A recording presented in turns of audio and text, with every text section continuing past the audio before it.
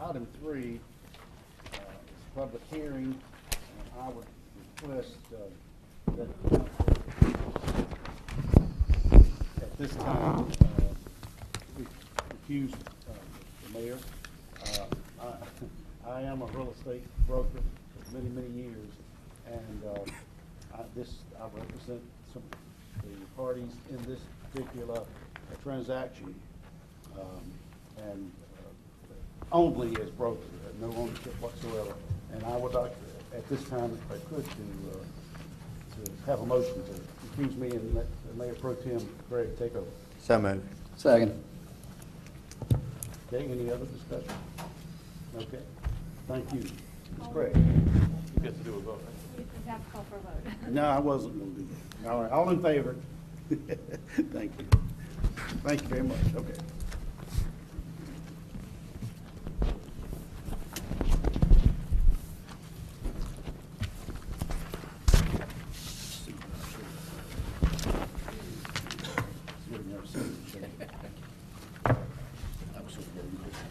This is the thing that's so 17.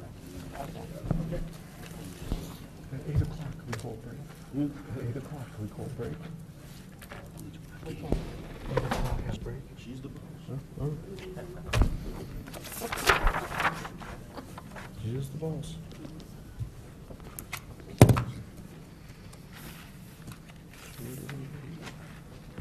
We'll get this transition done, just a second.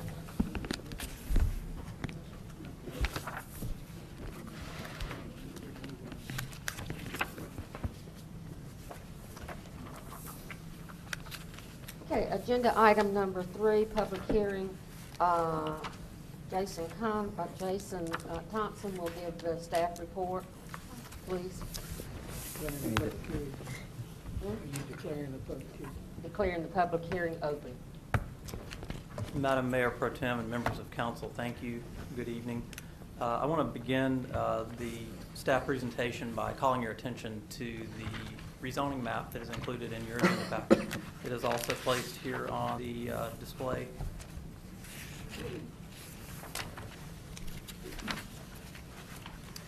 The request before you tonight is a rezoning of what is currently 7 separate distinct tax parcels.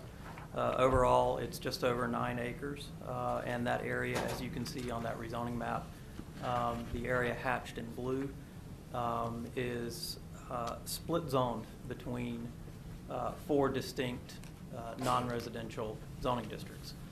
2 of them are currently commercial zoning districts, 2 of them are currently office zoning districts. The rezoning map also gives you a snapshot of where this piece of property, where these 9 acres are located. Obviously, it's right at the intersection of Robinwood Road and Kendrick Road. You can also see some of the surrounding neighborhoods indicated there. That's where you see some of the numbers on the map indicating surrounding property owners. To the right on the map, you see the Randolph Park neighborhood. To the left, across Robinwood Road, you see the Fonda Drive neighborhood, and then to the south, you see the Fairfield at the Club neighborhood. The project itself that is proposed is a grocery store anchored shopping center up to a maximum of 75,000 square feet building space. The project would be accessed via 2 driveways, one on Kendrick Road, one on Robinwood Road. As a condition of the rezoning, the developer has agreed to widen or convert Kendrick Road from its current 2-lane cross section to 3 lanes. And then also convert Robinwood Road from its current 4-lane with a right turn pocket at the intersection to a 5-lane cross section. Also, as part of the rezoning, a condition has been added and the developer has agreed to upgrade that intersection with pedestrian crosswalks and pedestrian signalization. Your agenda packet also includes some building elevations. I'm going to defer to the applicant on presenting some of that because they have a little more detailed presentation on some of those particulars than I do. Also, you'll see the zoning conditions written into the staff report. You'll see a list of prohibited uses under the C2 zoning. All of that is intended to work together along with those building elevations to kind of set forth, if this gets approved, what it will look like what is the character of the architecture, the types of building materials, how do those relate to some of the screen walls, the significant buffering components that the applicant has agreed to, how does that coordinate with signage and dumpster enclosures and all those sorts of things. That, along with the fact that those prohibited uses that the applicant has agreed to, seeking to eliminate what might be uses of concern that surrounding property owners would not want to see in the development. Since the time that your agenda was put together, the applicant has continued working with some surrounding property owners. And I'm going to switch to the current version of the site plan. The site plan has been updated as a result of some of those conversations, and the two notable updates that I will point out to you here is in a previous version of the site plan, this building, E, was located down closer to these adjacent property owners. They're just off the map there. And also in a previous version of the site plan, the one that got included in your agenda packet before these changes were made, the loading dock that you see now located here was located at this corner of the building and was closer to those adjacent property owners. So, as I mentioned, as the developers continued having conversations with those adjacent property owners, they've come to the decision that they're going to relocate those two items. Also, I will point out, and it's nearly impossible to see on this drawing at this scale, but the development itself has a masonry screen wall that runs all the way along these boundaries with adjacent properties. That screen wall is part of their buffering standards. Their buffering with that screening and also in distance significantly exceeds the city's underlying UDO standards for buffering to adjacent properties. Another element I'll point out in terms of exceeding those buffering standards, as part of those conversations with those adjacent property owners, again, the applicant has further agreed that from this point to a point coming down around and roughly in the vicinity of the loading dock, that screen wall will go up to 15 feet tall. As I pointed out earlier, that is a masonry brick screen wall that will be coordinated in design and materials with the buildings, the signs, and those dumpster enclosures and loading zone enclosures.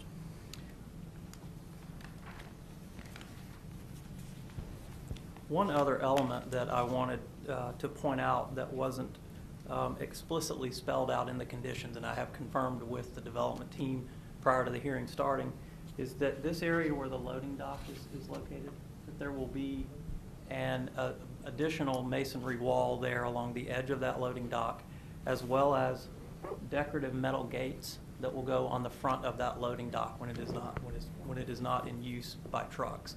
That's an effort that the developer has worked with staff to address some concerns that we had about how relocating that loading dock area could adversely affect the view of the development from Robinwood Road. We feel comfortable, staff feels comfortable that with those conditions added, and we would ask if there is a motion to approve this later on in the hearing, that be included in any motion as a further condition.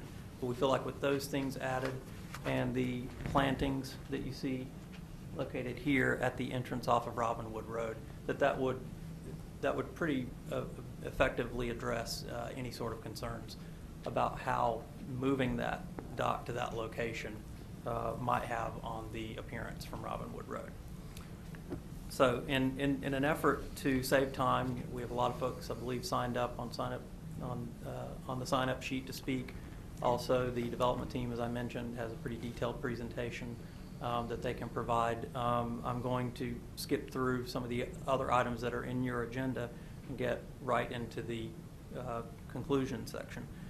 As it is always the case whenever staff receives an application for rezoning, we're looking at how that fits into the city's long-range plans. The 2025 comprehensive plan has a section referred to as the development strategies map. That development strategies map does indicate that this intersection is suitable for a neighborhood business center.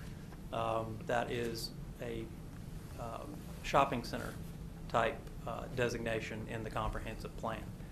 It's also important to point out that currently, and as I mentioned earlier, the entirety of this site is non-residentially zoned.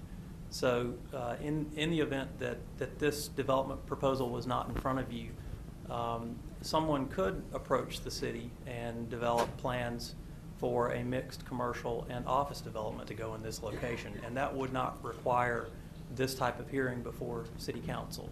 It would just be submitting development plans, getting them reviewed by the city's technical review committee of staff members, and so long as it meets all the ordinances and other development standards, they could go to work and develop the shopping center.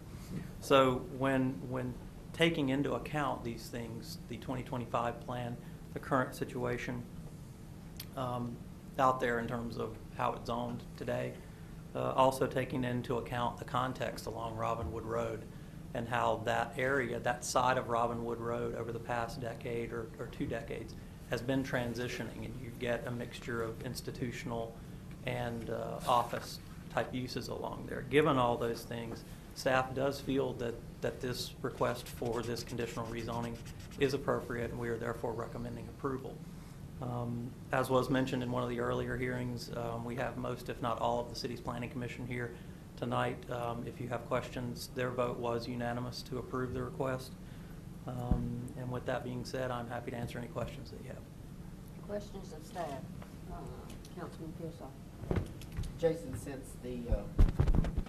since the changes have been or were made with the updates that were not in our agenda, looking at, it just says exhibit, so how about I show it to you?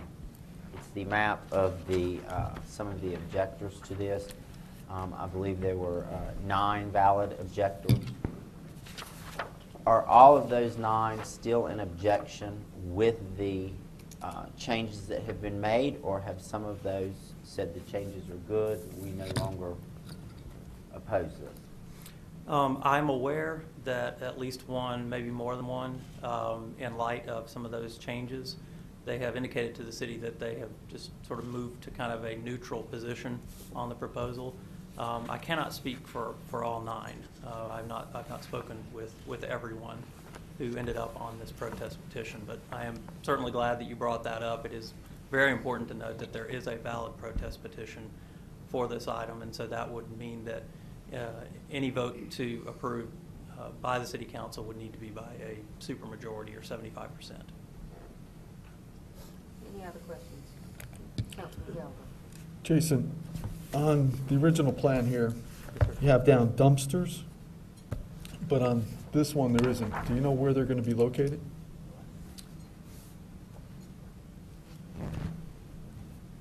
And are they going to be dumpsters or compactors or what? On the most up-to-date plan right now, what I'm aware of is there is a site designated in this location for dumpsters, this location for dumpsters, and my understanding from the applicant is this would be a site for a compactor. Now, that being said, I've also in some previous discussions, because you know, to a certain degree, when you're dealing with a plan at this stage of the development process, it's still a little bit conceptual. But in an earlier conversation, and Steve Vermillion may be able to elaborate on this a little bit more, he has indicated that he may want to convert those areas for dumpsters to compactors as well.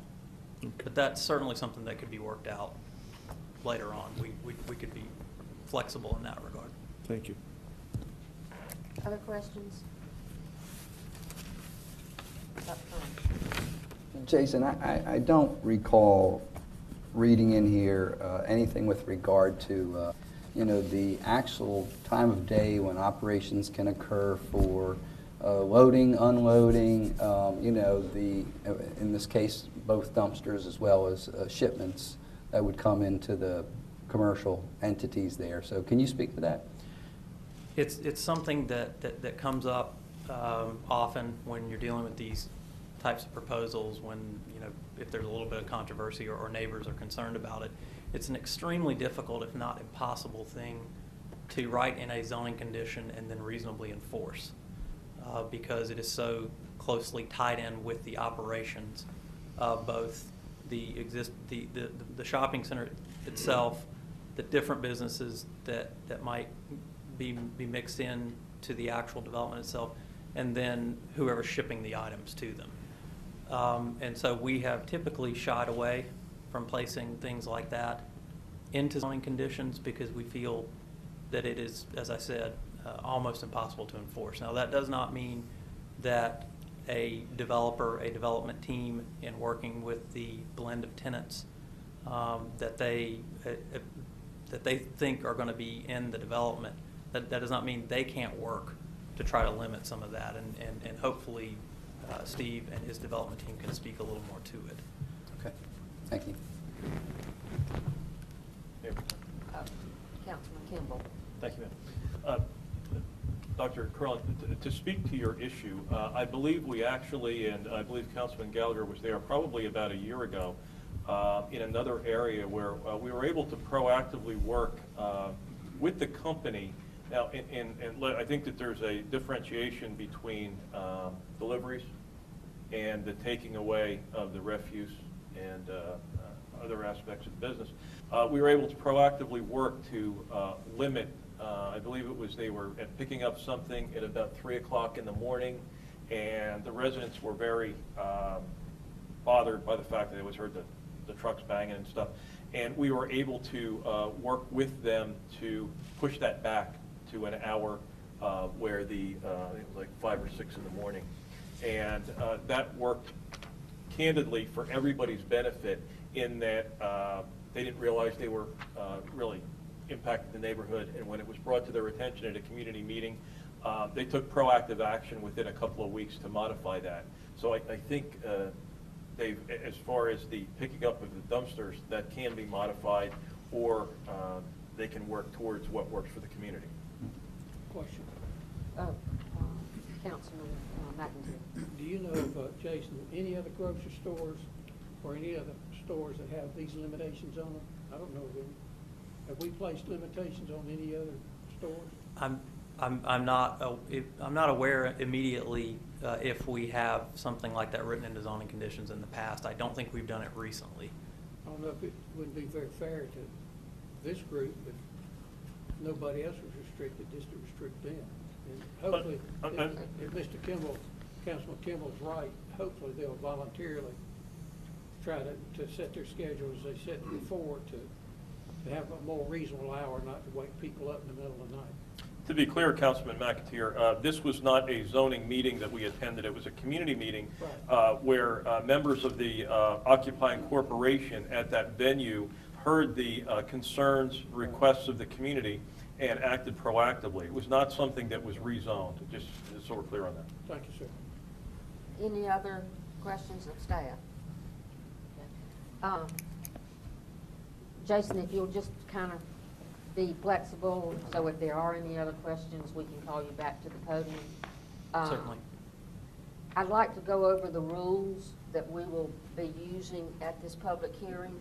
And you may want to request a motion to adopt those rules if they are. We'll make a motion. Yeah.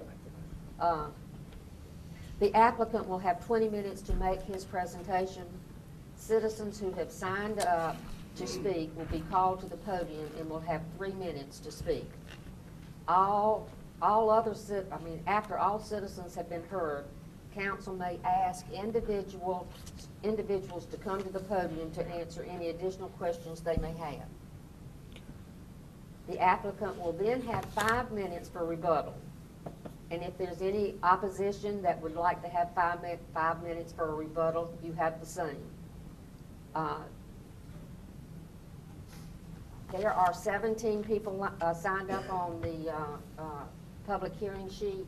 I will call 5 at a time. So if you would, once you hear your name, if you would come around to the back and be ready to come to the podium as soon as the person in front of you have already spoken. Madam Chair, I actually believe that the applicant may be signed up on that list as well, so. They are. So it might be Goes better first. to have them go first and do their presentation and then call the, because I believe there's more than one person signed up for the applicant, if I'm. Yes. Okay. Okay. And I see one name on here that's twice, that's Doug Luckett. You're on here twice, just once, okay.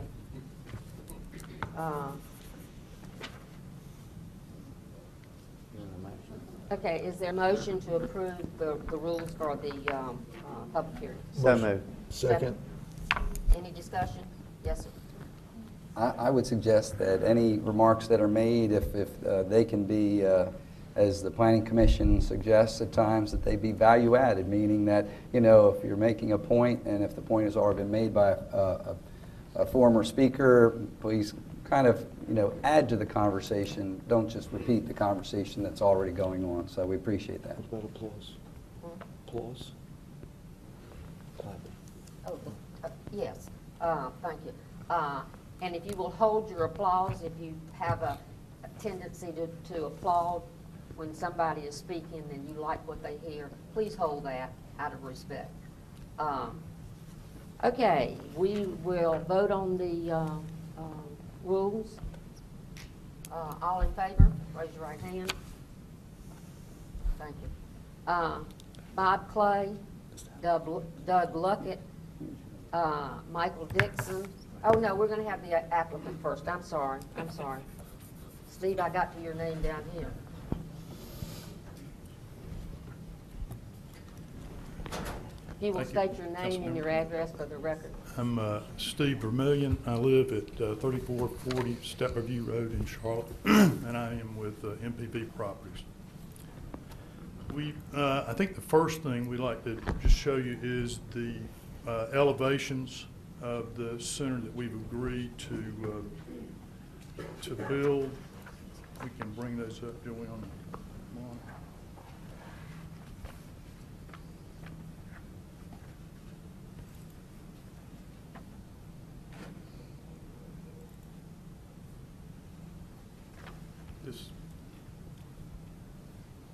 This is the front elevation of the Harris Teeter building. As you can see, would be all brick and a drive-it type material that we would be locked into this elevation as using it if you agree to approve our zoning tonight. Let's just run through those. And this is the bottom elevation is the rear elevation, I believe, and it has changed a little bit in view of how we move the dock around, but all the same general effects of that elevation will be used as part of our development if we are approved to move forward. Again, these are the elevation of the shops, particularly the ones out on Robinwood and Kendrick in particular. These would also be used, the same elements would be used as in the remaining shops as part of the center. Let's go to the site plan, Joy. As Jason told you, we did, in discussions with the neighbors, we moved around. One of the things that he didn't mention is the dock is actually flipped so that the trucks are coming in totally opposite of the way we had on the original plan to create what we think would be much less noise for the neighbors on that side, and we think that works much better than the original plan we showed. And really the only other thing that I'd like to point out that Jason I don't think mentioned is we have agreed to not have any drive-throughs except for one that might be part of a bank or for a drugstore that might be contained in the Harris Teeter building. So we've agreed to restrict not only the uses but also drive-throughs for any fast food uses or any of that sort of thing. I think we're more than happy to answer any other questions you might have regarding any of the elevations or the site plan or the layout discussions we've had with any of the neighbors concerning any of this, and would like to add that we have agreed to restrict the hours in terms of our trash removal, which we have agreed also not to use dumpsters. We will be using only compactors. And for those of you that don't know, the compactors are loaded totally differently than a dumpster. The dumpsters are all overhead. The compactors are come in and they're pulled out of of the compacting machine, so the noise level is probably half to less than half is what you get with a dumpster unit. And we've agreed to use those on the total site, not only the Harris Teeter building, but also the shops, and limit the hours that we can take those from 8 in the morning to 6. And other than that, I'd be glad to answer any questions. Questions? Dr. Carl? Just elaborate on that a little bit more. So you can actually place that in your contract with those services to ensure that. Is that correct? Yes, sir. We can control the contracting for those services and the hours they do it. The one thing we can't control, and it's almost impossible to control, is the loading, the deliveries, because there's so many different companies coming in. We could tell you that we could stop, but if they're on the road and those guys are on the road at 6 in the morning and they're there, they're not going to wait. I'd love to tell you they were, but they're not. Any other questions? Councilman Kimball? Sir, I have several questions. I guess I'll throw the questions out one at a time, and you can respond. First off, I appreciate the lengths that you've gone, it seems, to make this as cooperative an effort with the community. A couple of the requests that have come to me. One, and again, I know that the level of compliance would not be 100%. However, one issue that came to me was, would you be able to place some type of a signage and speak with your vendors, delivery persons, to limit the truck idling? You know, the delivery trucks idling in when they're, for example, when they're stacked in queue to back up to your loading dock. That was something that came up from a resident of the area. We can do that. We have done that in the past, and we can control that to a large degree by just simply with Harris Teeter, the control they have over those vendors, particularly the idling of trucks when they're sitting out back. So, yes, sir. Thank you. Second, again, somewhat of an informational issue. A construction time frame, if in fact this were to receive approval tonight, do you have any outside parameters on when the project might have a ribbon cutting?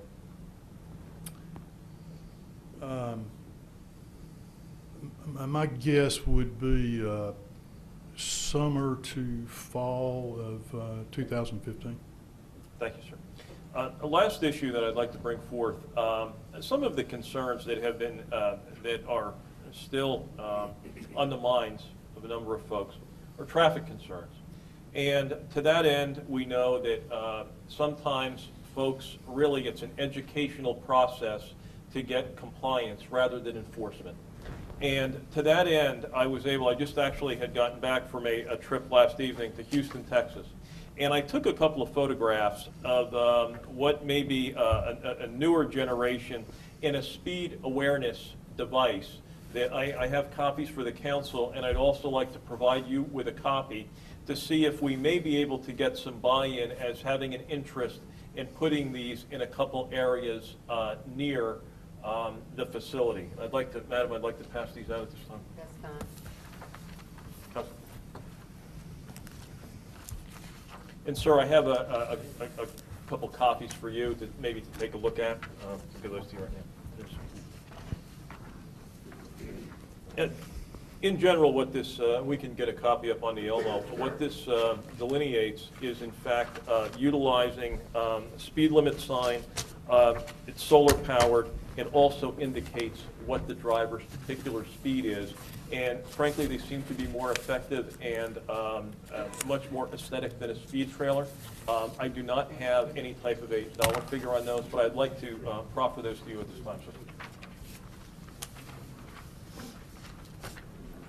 That's all I have, Madam. Thank you.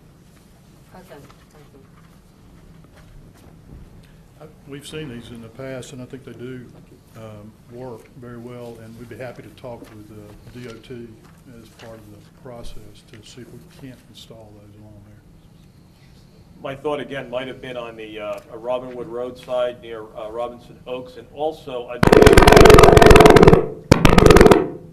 a minor modification might be, I think we have a flashing sign in the area of the school already, which may facilitate a modification there. Thank you, sir. Yes, sir. Any other questions? Thank you, sir. Thank you.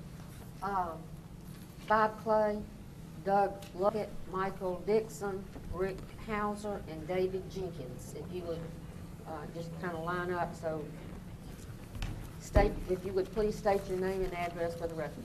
Thank you.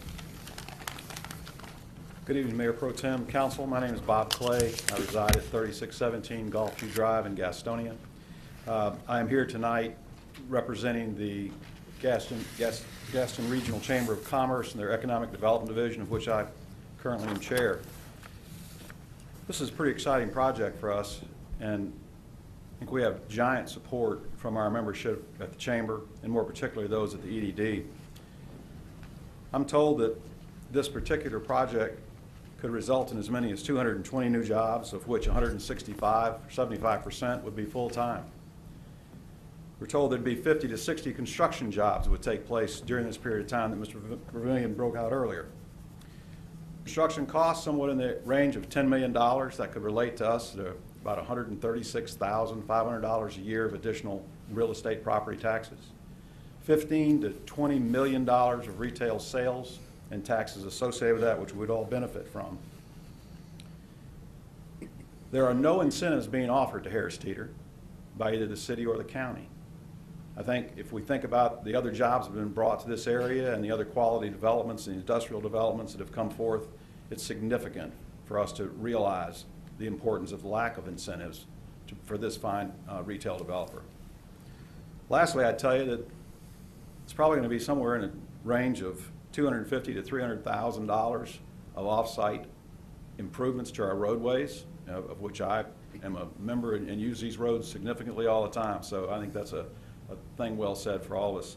I'd also like to just tell you that the most recent member of the executive committee of the EDD and a prominent business in Gaston County was unable to be here tonight. His name is Mr. Greg Botner. Greg is the Chief Executive Officer of Wilbert Plastics.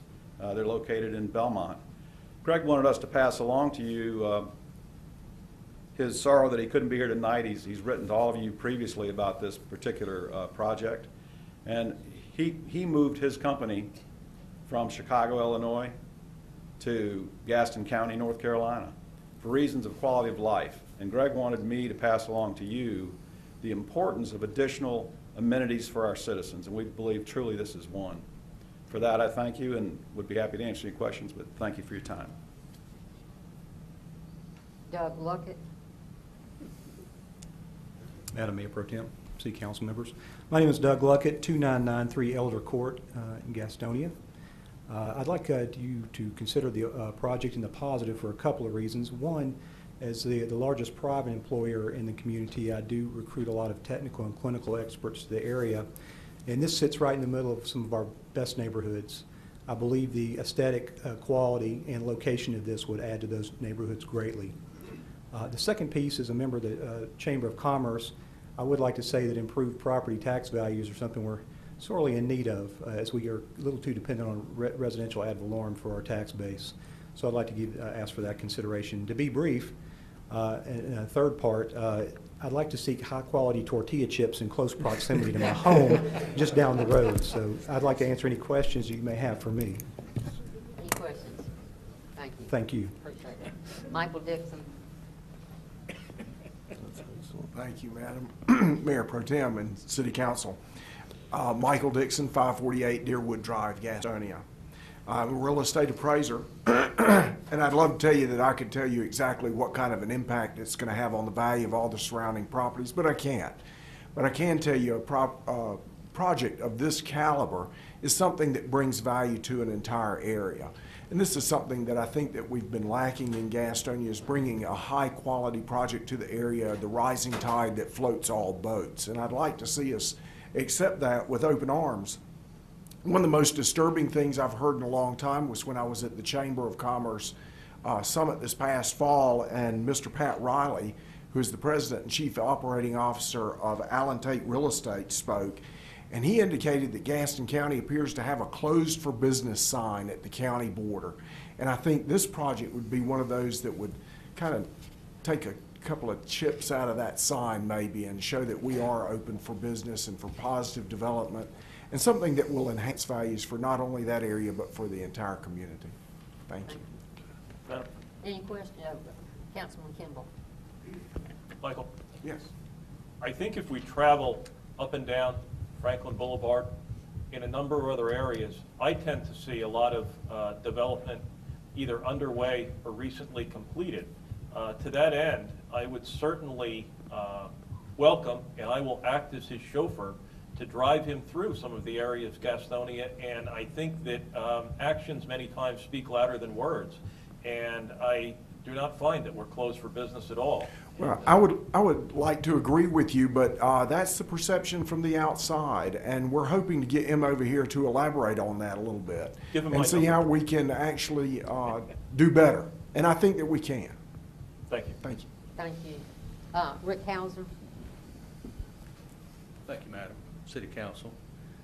I'm the chairman of the Gaston Regional Chamber of Commerce, and on behalf of our board of directors and our 850 members, I want to show you that we have a firm support of this project.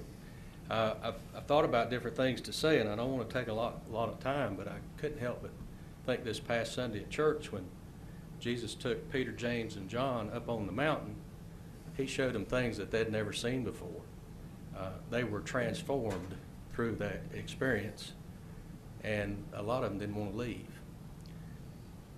I compare what we're trying to do here as a chamber is that's the equivalent of getting together a bunch of business people and take them on an inner city visit. We've gone on several. The most recent one this past fall was in Franklin, Tennessee. And what we saw in that community was a common vision between the business leadership and the political leadership. When the vote didn't go the way it did the last time, it was very apparent to me, being a board member, that our membership was very disappointed. And I think for us to transform things, we have to stand up. It almost made me feel like that the chamber was at fault, that the reason it didn't pass the last time. Maybe it was. Maybe we should have done what we're doing tonight to show you that we are behind you 100% in your decision to transform this area of town. I was able to build the Fidelity Bank building near this location, and one thing that I can tell you is that this is a major thoroughfare. I used to tell people when they said, well, where are you located? I said, you get off on the Cramerton Lowell exit, and you don't make a single turn till you get to Union Road. Same thing you could say for people going out. This is a major gateway for this part of the city, and I think I personally want to thank you for bringing the quality design that I see here. It can't help but improve the whole neighborhood. I also want to thank the Gaston Gazette for what I feel like was a very positive message in the paper today, and I want to thank you again for working with Mr. Moser. I think that was very complimentary of you to do that, to work with the neighbors. So I'm open to any questions you might have. Any questions? Thank you so much. David Jenkins?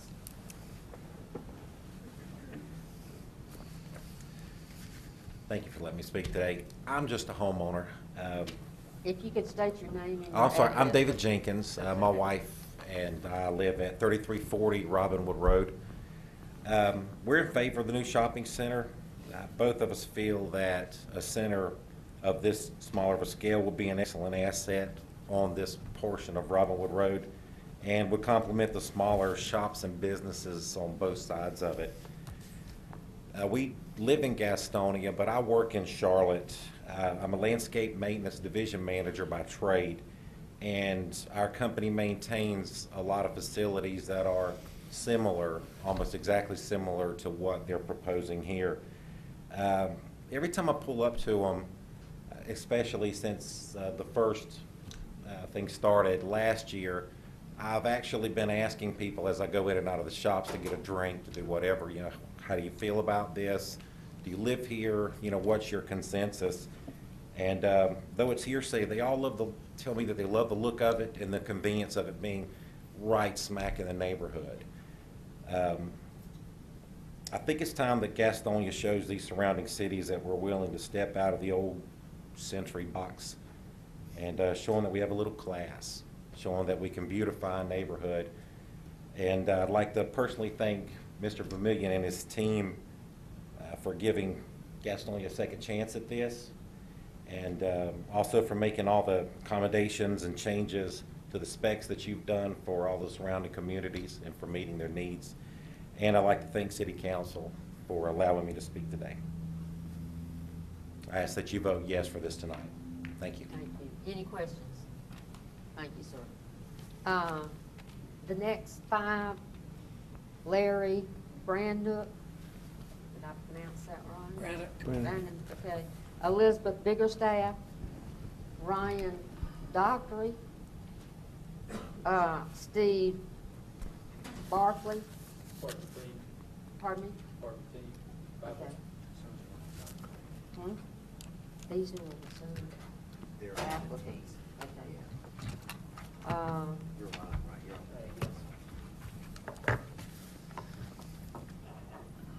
Yes, sir. My name's Larry Brannock. My wife and I live at 3376 Randolph Park Circle. I have written to each of you telling you why I am in favor of this proposed development, and I just stand before you tonight to say that I hope you will follow the lead of our city planning staff, our planning commission, and you'll vote unanimously in favor of this development. Thank you.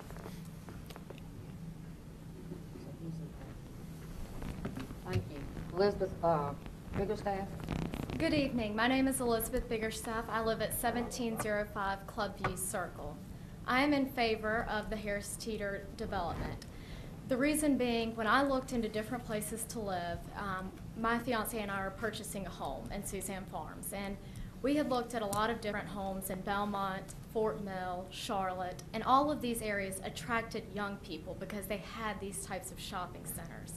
It was something you could get to easily. They were easily accessible. They were upscale. And that's what we were looking for. We chose Gastonia because that's where our families reside. We wanted to be close to our families, but we would like to see Gastonia grow with our family. So I hope that you will vote in favor of the Harris Teeter. Thank you. Any questions? Thank you. Ann Hoshite, Andrea Grenier.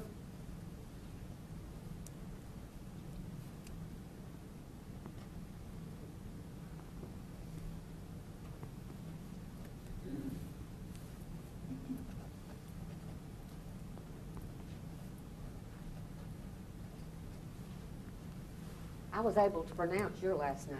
You did very well. Thank you, Madam Mayor Pro Tem and Council. I appreciate the opportunity to be here. I'm Ann Hoshide. I reside with my husband, Joe Davis, at 600 Spanish Oak Lane, Gastonia, North Carolina. I'm here to really represent maybe perhaps the voice of small business.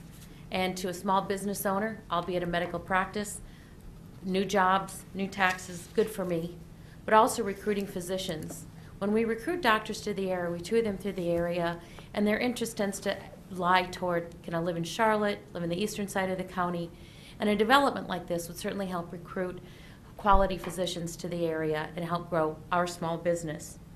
Also, I come as someone who resides in this neighborhood and drives these roads, a wife and a mother who shops in different retail environments.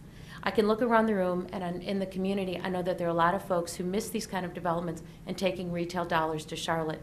I'd like those dollars to be spent in Gaston County. I also believe in the area there are 2, if not 3, shopping areas that are dying. They need revitalization. And I'm not a real estate developer, but I'm pretty confident that a development like this would not only be good for that area, but it would revitalize the whole area that we see and what's happening in Southeast Gastonia. And I've also heard the "we're closed for business" remark, and so I'd like to say thank you for reconsidering this proposal. Thank you for Mr. Vermillion and the developers for bringing us and giving us a second chance, because I'm on the team that's going to stand at the border of Gaston County and say we are open for business. Any questions? Any questions?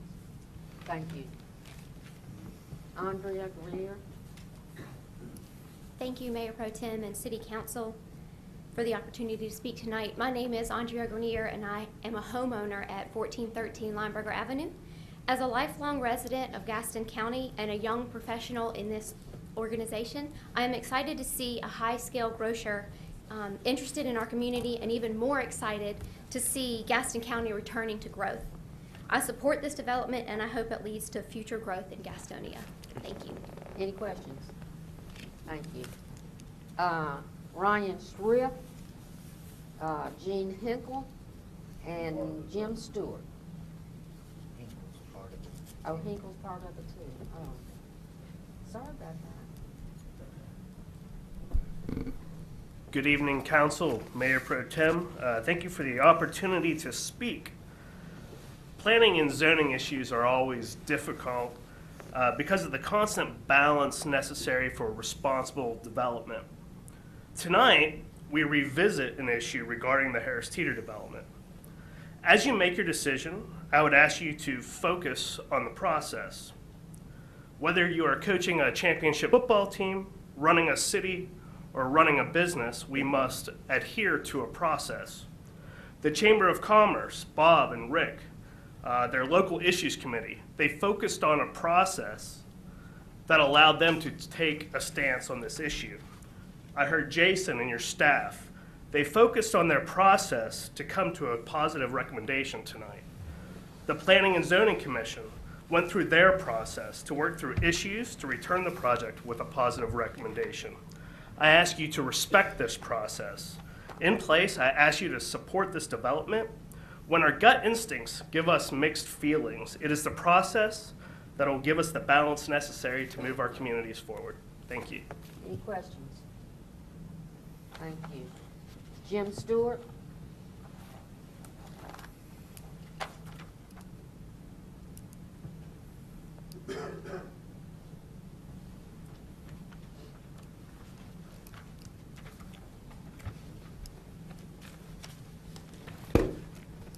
Jerry Fleeman, we're both on the Planning Commission, and Jerry's going to come up and speak as well, if that's satisfactory. Okay. I've only been on the Planning Commission since July 1st, if you could pass it out. And I can honestly tell you that this is a great bunch of folks to work with. They review everything. They're very diligent in their determination of what's good for the community and what's good for us overall. Now, Jerry's been on the Planning Commission for how long? Over 20-something years. Yeah, and so he's the old guy, and I'm the young one. And so I'm Jim Stewart, and I live at 1244 Churchill Drive, which is probably just maybe 3 blocks from Robinwood Road, which is a short jump over to this area. I voted in the affirmative for this project. I think it will be a handsome addition to this corner of Robinwood and Kendrick Road. The layout is really nicely done, a lot of landscaping, a lot of things have been done, and to make it amenable to the residents in the area. And I think the Planning Commission as a whole really appreciated the opportunity to review everything in detail, and we did. We had a lot of conversation about it. We talk about walkable communities, sustainable communities. Well, this is an opportunity for that. There are people close by. There's a lot of neighborhoods really close to that. If you want to walk to the grocery store, you can. You know, I have no affiliation with any grocery store, and I said this at the Planning Commission. Only my wife does. And when I get the call, I go to the closest grocery store that's available. It doesn't matter to me who it is. So that's the way I operate. And there's a number of issues that we all considered with this, and one of them is property rights. Do we hold a piece of property or multiple pieces of property hostage to go through this process, or do we let people be able to use their property for things that benefit all of us? I think it's important for us to think about those things. You know, if you stop and think about it, we need money for infrastructure. We have law enforcement, we have fire protection, we have water, sewer, electricity. We have a lot of issues that we have to address with property taxes. Homeowners don't pay the bill, and that's just a fact. And what I've given you is a little document that we prepared about the taxes. And if you will look at that sheet in the front, you'll notice that, and the taxes were mentioned before. Mr. Stewart, the red light's blinking. I'm sorry. But if you would. So if you can just tie it up. that'd be Okay, great. take a look at that. And it provides a lot of revenue for the city and the county. And we just appreciate the opportunity to be here. The planning commission's here, most everyone, and we're standing behind this, and we hope that you approve this. And we appreciate it. Thank you. Thank you. Question? Question. Question? Any questions? Yeah, Jim, according to your document, Right. you're saying, this is so loud. You're saying that the estimated property value is, the taxes currently received right now on that property is $11,000? That's correct. And when it's developed, it's going to receive a property value of like $134,000? That's When it's correct. improved? Thank you very much, sir. That's excellent. Thank you. I wish Any other everyone- questions? That's everyone that has signed up. If there is anyone in the audience that would like to speak, please come to the podium at this time.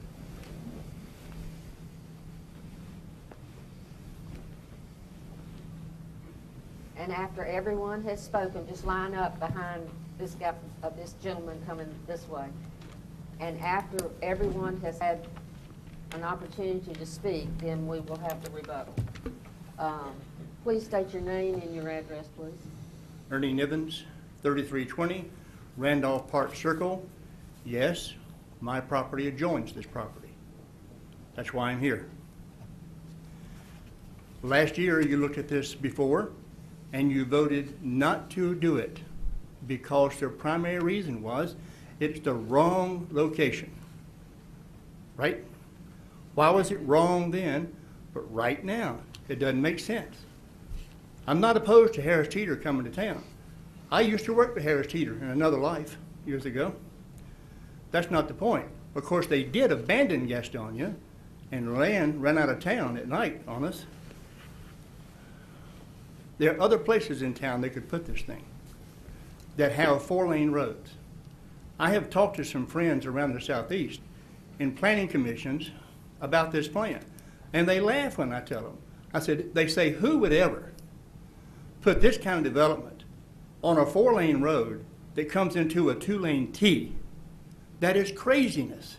It's what they tell me. People from Marietta, Georgia. I was in Cincinnati last Friday. They said the same thing. I could go on and on. This is craziness. Send them down Hoffman Road in New Hope. There's a big lot there. No problem. Why are you letting them shoehorn this thing right into our community? It doesn't make sense. President Obama gave an interview on Super Bowl Sunday. He talked about the IRS and said they've made some boneheaded decisions. Well, folks, if you vote this thing in, it is a boneheaded decision. Exactly what it is. The new taxes you're talking about, it's a shell game. There's no new taxes. They just money moving from other grocery stores to here. I'm asking you, please, not to make Gastonia a further laughingstock to the southeast by permitting this to go on. And a final word, my light on? No? Not red yet, right? As soon as it turns red. Okay. In other situations that they have developed, after they've had it developed, they have flipped it to a corporate conglomerate. That's who you're inviting in here, are people we don't know who don't care about Gastonia. That's how this is going to end up. And we'll have no control or power over them. We'll just have to endure whatever they want to do with our peaceful community. Last time I used a movie analogy with you, I got one tonight. This idea is the wicked witch of the East, bringing in the army of monkeys behind it. The traffic. I live in Randolph Park. It is a challenge now to get out of that place with increased traffic and speeders along there all the time that are not enforced. Mr. Nevins, the red light zone. Okay, last statement, okay? Just real quickly. Okay, this is not about traffic or noise or property value damage or overriding traffic management concerns. This plain and simple is about the neighbors in this area. Majority oppose this. We don't want the mess or the stench or the frustration of it all. Mr. Nevins, that can tie it up. My last Thank statement you. is, Any questions? they don't vote, we Any vote. questions? We have a memory. Mr. Nevins, Thank that's you. it. It sure is. Next person. Thank you, Mayor Pro Tem, council members. I'm not a speaker, I'm nobody. My name is Steve Mundy. I live right down here off Cole Street. It's right across the interstate, maybe a mile and a half from here. I'd love to see Harris Teeter come back to Gaston. I'll drive down there to keep from going to Walmart. I hate Walmart. There's too many Walmarts around here. They're the corporate conglomerate, the rappers. Let's get rid of them. I would love to see y'all vote in Harris Teeter back down in there. I would be first one in their doors when they open. Thank y'all. Thank you.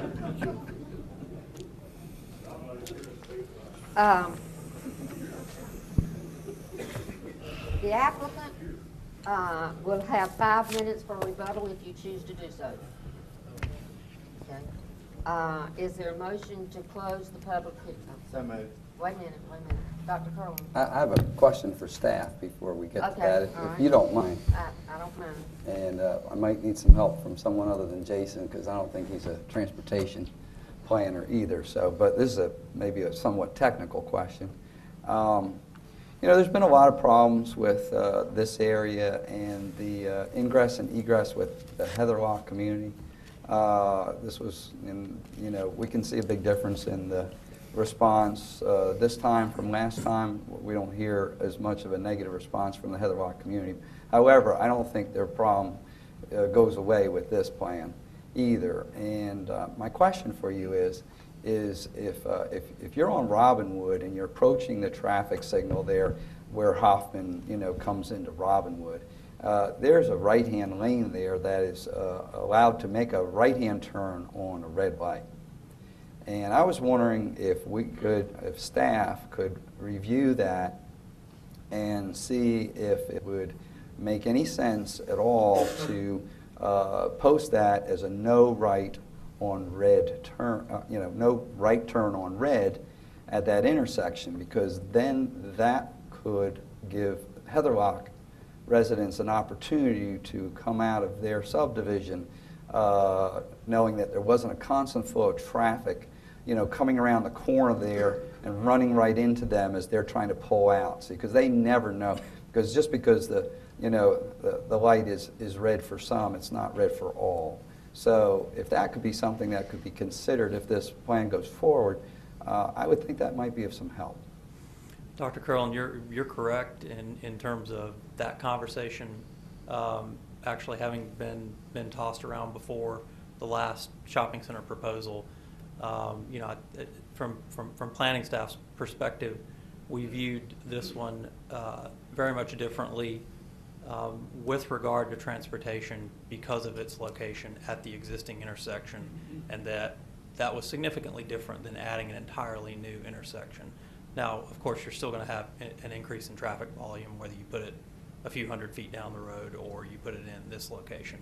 But the fact that it addressed an existing intersection, I think, made the idea of making some upgrades and changes to that intersection less problematic in our eyes. Now, in terms of the turning movement that you're talking about, I believe there has been some conversation between the city's engineering staff. They're our primary liaison with the North Carolina Department of Transportation Division 12 office out of Shelby. And I believe there has been some conversation about that when all of the discussion was swirling around about the previous traffic study. I can't speak to exactly, unfortunately, what the determination was, but I think, long story short, that the DOT was hesitant. And Flip may be able to speak a little to that. I think there was a hesitancy on the DOT's part to make that change because of traffic movements in that area.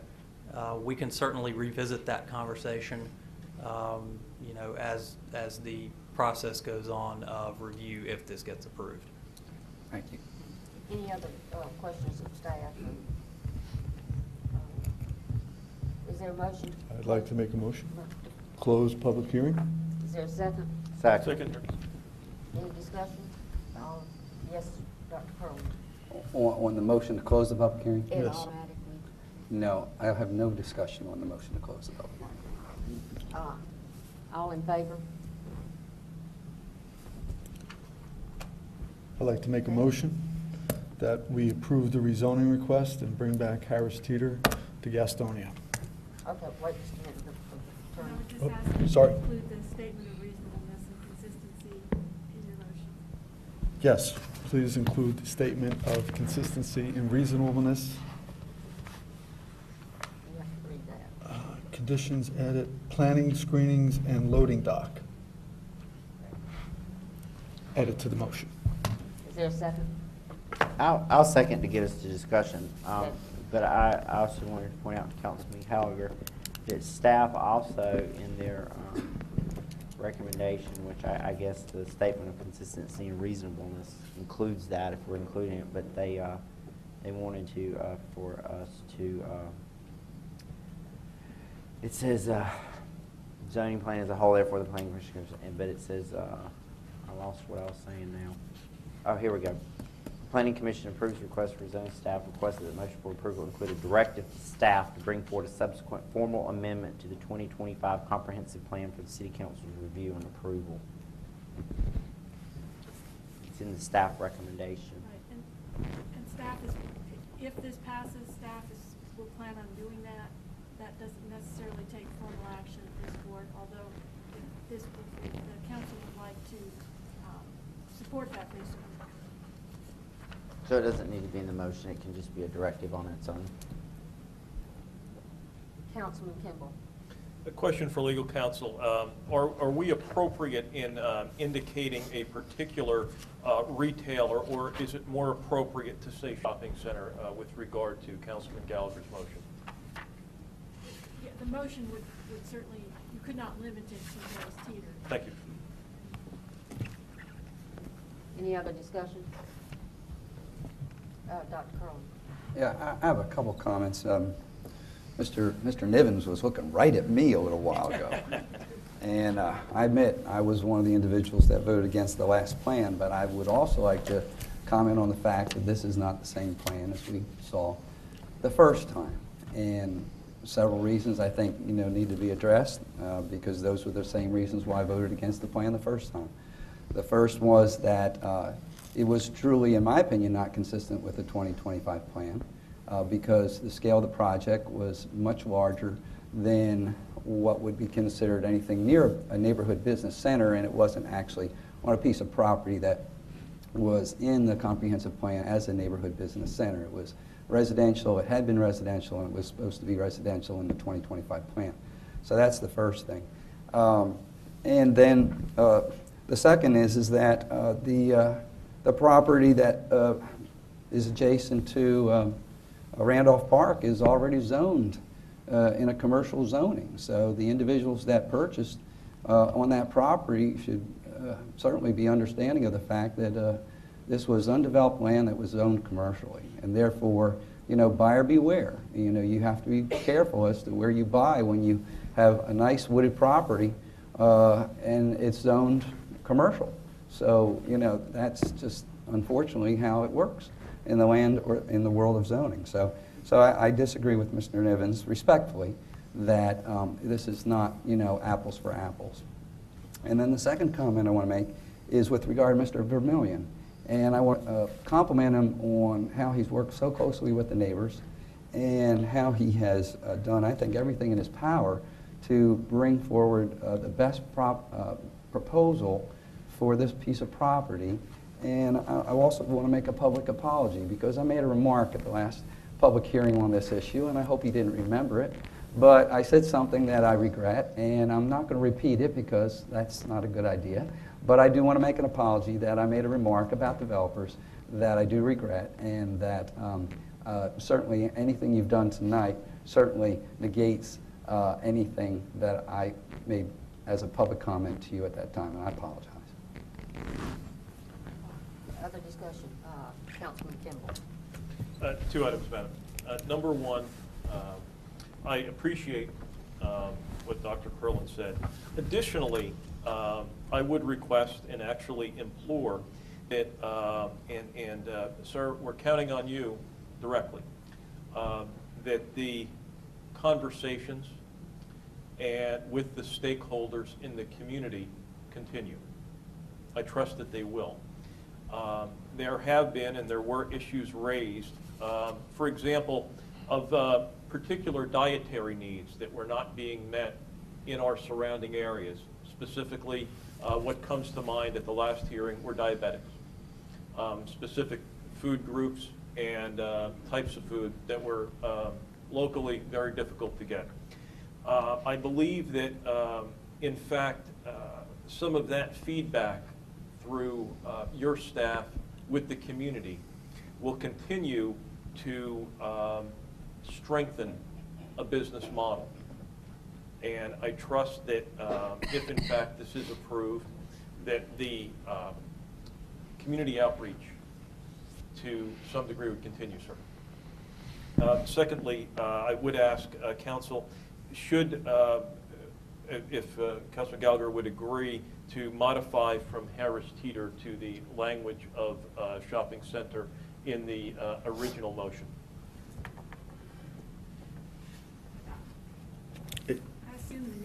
I was assuming that that was more of a comment. It was more of a comment, that's correct. Thank you. Certainly to clarify that would be a good idea. Thank you. That's all I have, ma'am. Thank you. Councilman Gallagher. I'm just thrilled to death that they came back. I'm thrilled to death that this will be the first building that we had east of New Hope Road since we built Target out in the west. And I just want to say thank you very much. With time comes the benefit of wisdom. And we appreciate it a whole bunch. Thank you, sir. Mr. Vermillion. Any other discussion? Is there a motion? On the floor. And there's a second? That's correct. We're ready to vote. I believe. All in favor of the motion, raise your right hand. It's unanimous. Thank y'all. Appreciate it. It's 8 o'clock. We will take a 5-minute break and resume at 8:05.